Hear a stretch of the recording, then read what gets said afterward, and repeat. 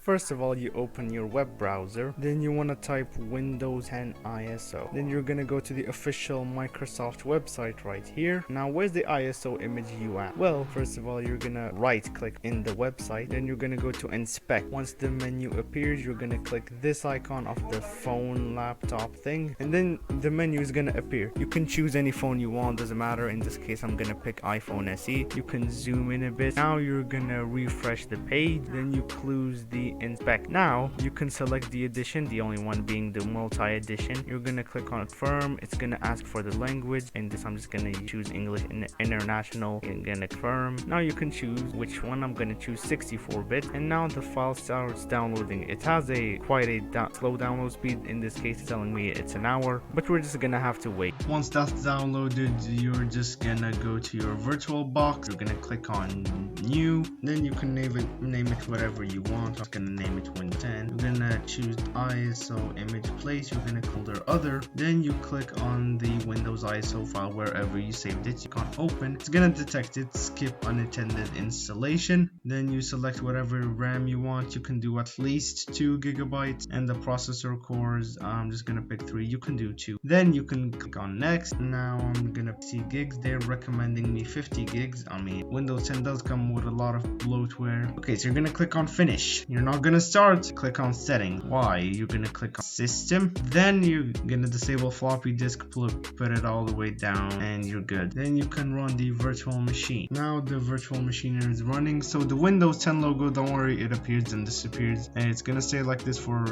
not too long, and then it's gonna show up the Windows logo. There you go. Now the Windows logo showed up. I'm gonna do full screen view screen mode. Now you're just gonna wait for the boot screen to finish. Okay, so now we're in the setup. It does only come with the British English. I'm gonna keep the same, but my keyboard method, since I don't have a QWERTY keyboard, it's an AZERTY, I'm just gonna choose French. I'm gonna click on next, depends on your keyboard. Then you click on install now. Don't worry about this part. You can click I don't have a product key. You will have to activate Windows afterwards. Then you can choose the edition. Obviously, I'm gonna pick Windows 10 Pro. Depends. Again, you can pick whatever you want. I just rather go with Windows 10 Pro. You're just gonna click I accept the license terms as if you actually read them, and you're gonna click on custom Windows only. You can partition disk if you want. I'm just gonna save it, and now it's gonna start the installation. Now this part does take a really long while, like half an hour, so you're gonna have to wait for a really long while. Okay, so once the virtual machine asks to restart, you're gonna want to immediately then you power off virt and right off settings icon,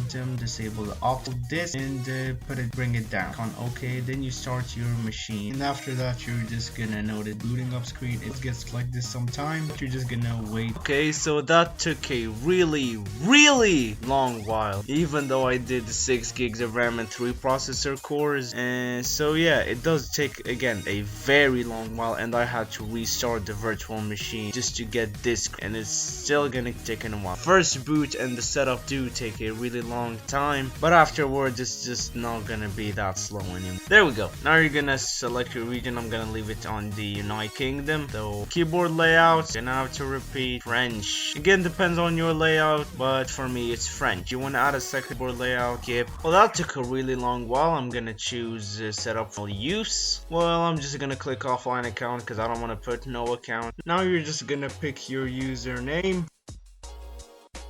I'm gonna click on next. A memorable password can be anything. I'm gonna confirm your password, and then you're gonna have to set these answers, the question things. You're gonna have to choose these security questions and just answer whatever you want. I'm just gonna try to fill them up because I won't even need them, but I'm just gonna answer, just fill in. Here I'm just gonna click not now because I'm not gonna import anything as this actually hasn't. No, Microsoft, don't track privacy. Don't find my device. No, just required. Nope, I don't have a touchscreen or whatever the heck. No, I don't want diagnostic data. Don't steal my data. Adverts, please don't track me. Wait, let's customize your experience. I said no, you're not getting any of my data. I don't want you, Cortana. Just a moment. Another black. Hi, we're getting things ready for you, so we'll wait again. And there you go. Thanks for watching. A sub would be appreciated, and I hope this tutorial helped. Bye.